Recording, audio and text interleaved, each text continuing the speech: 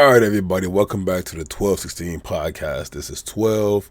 We're here with our review. Oda is taking a 3-week break just to go through, spend time with his family, relax. He did it to us before, I believe, last June, actually. Last June, he took off all of June to just spend time.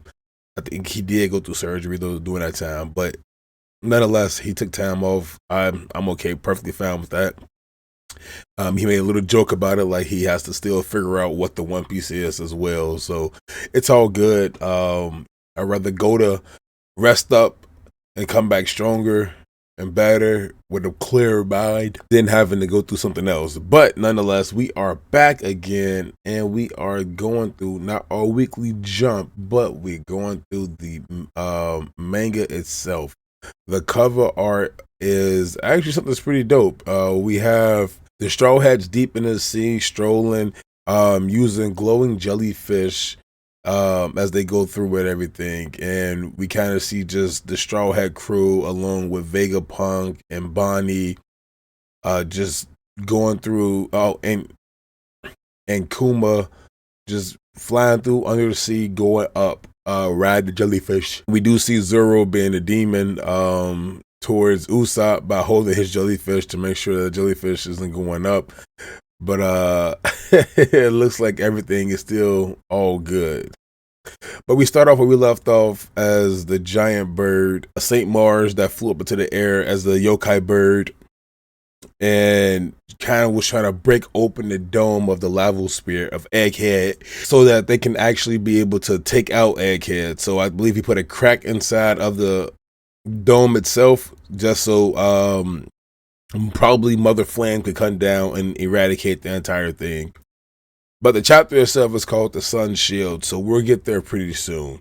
But we start off, of course, seeing Saint Mars looking up and flying all the way up top where we know Robin and Nami is both at. Nami and Usopp as well and Robin are all at. And we see Jinbei, of course, finally seeing Zoro after Zoro finished up the fight with Lucci. So he thought with the leper hunt. But, of course, Jinbei stops, sees Zoro, and Zoro says he's still standing, so it's not over with yet. And as Zoro tries to go back in, Jinbei grabs Zoro real fast, tells him that it's not what it is. We can't do this anymore any longer. We can't do this any longer. Zoro, you and your dummy are done fighting around. There is no more need for you to try to exert unwanted energy upon him. He's finished. He's just standing there waiting to fall out, pretty much. And as Lucci hears on, Lucci decides he's going to growl up real quick to try to come back towards Zoro. And Jinbei hears Sanji's voice over the comms asking him, did he get it yet? Did he get him yet? And of course, Jinbei, once he grabs up Zoro, he says, I'm sorry, Rob Lucci, and hits Lucci with a demon brick fist. Well, no, sorry. Hits Lucci with a 5,000 brick fist just to knock him down 100% for good, to take him out of his awakening leopard mode. And then Mars comes over, and as Mars finally reaches towards Rob Lucci because he was flying through the air, he asks Rob Lucci, where's York? And of course, Lucci tells him exactly where York is, up there in the control room, as well as the other two Straw Hat members. Lucci starts doing his lapdog jobs, of course, and telling everything out, but of course leaves out the last part of just asking him to please spare his partner. Talking about Kaku, because we know that Kaku was still up there, and that we all know that Kaku is not able to move right now because he was bubble cuffed, so he can't do anything at all. But it's about 6 minutes left before Vegapunk's message comes out, and also there are agents that are trapped up, as well as Seraphins that's in the prison down below. And Mars simply says, splendid work. He has no further questions, and that he does not promise at all that he will be able to save Kaku. Once you start, there's no stopping for just a single insect. So Mars takes off. We cut back to the fight. We have Dorian Bragi holding the sun god himself inside their hands. And as Dorian Bragi are doing that, we get Saint Saturn as well as Saint Topman looking on inside their beast forms. After we just seen them cut Saint Jupiter inside threes. So now it's a rush. The Giants, Dorian Bragi, tell Luffy, hey, it's time to get up out of here. We have to go now or shit's finna hit the fan. We came here to rescue you, not fight. So now we're on the move. We have Luffy's group, which is Luffy, Dorian Bragi, that's going to be leaving. We have Sanji and Vegapunk as well, who left just a little bit before because Sanji passed up Dorian Bragi on the way there, on the way to go see the sun god himself, and told them to remember, retreat, retreat, retreat. We do not have time to fight.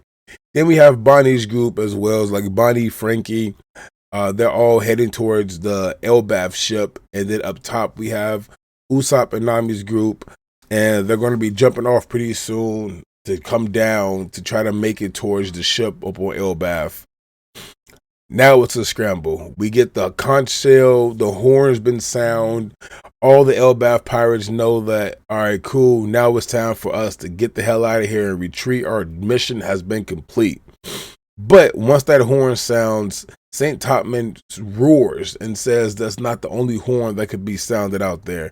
And as he roars, he kind of sends Luffy's entire gear, his shirt off his back, his eyes, his hat, his shoes, everything flying backwards like in a full-on cartoon form.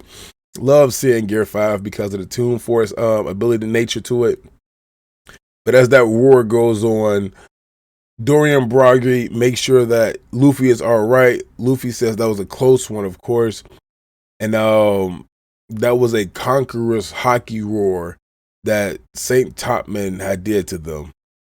But Dorian Bragi, knowing exactly what they are going to get in front of everything and make sure that Luffy is okay because they're the ancient pirates of the giant pirates of Elbaf that are looking to protect the sun god himself.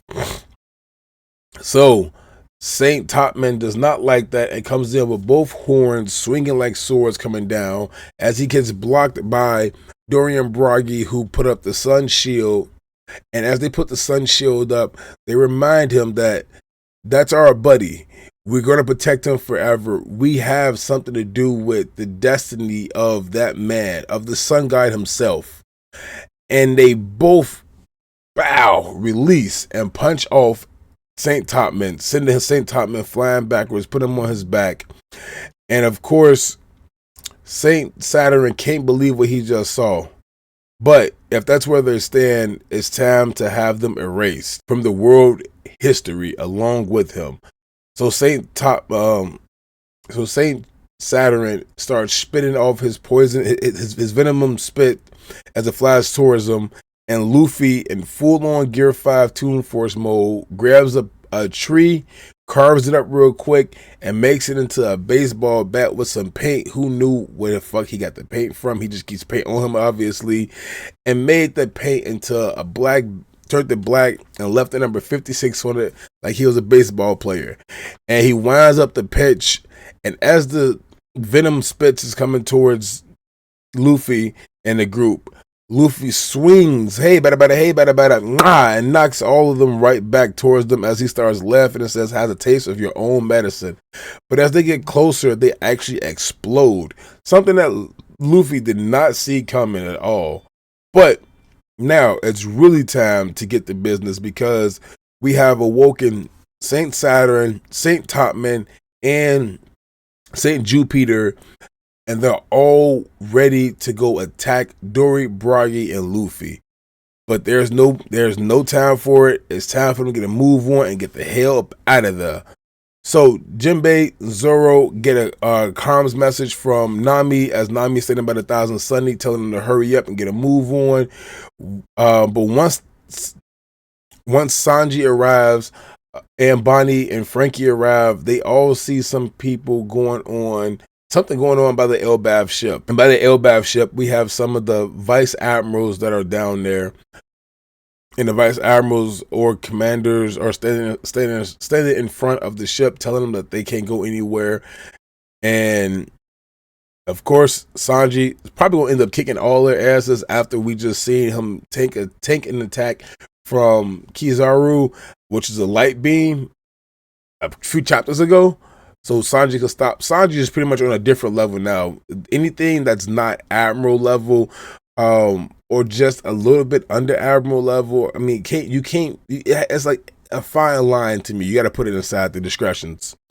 But the scaling has been completely off the charts now. But of course, now Sanji's deal with that. We cut away. We see St. Maro's up top as he finally finds York. He asks York what's going on and everything like that. Was his room displaying the monitor?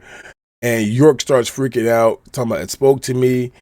Kizaru is on the ship still laid out. People are trying to heal him up. He said it runs deeper. His wounds are deeper than anything. Just let him rest.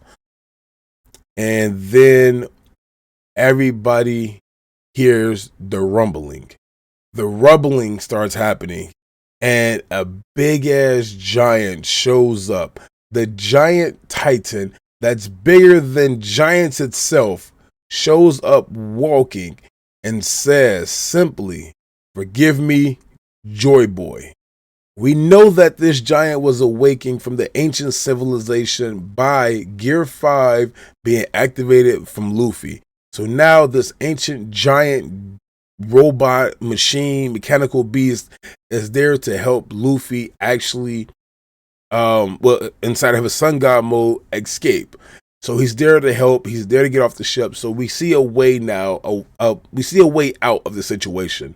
Something that looked kind of like it was at an end's meet, but of course, it's always a way. The stars find a way, and the way out this time is through the ancient giant that said, "Forgive me, Joy Boy," because he was activated and fully awakened this time, and not just for a split second when Luffy was fighting Kizaru the first time when he was running out of energy. Luffy, of course, has his stamina getting up and up more. I see, and I'm loving it. But we now have a 3-week break on One Piece, and it left off with so much information, cliffhangers, everything going on. It's crazy to see that all 5 Gurusei are up on one island right now together. This makes me think, especially because Luffy was handling one of them completely by himself, handling a Gurusei member as well as admiral. So Luffy, of course, is on their tier level.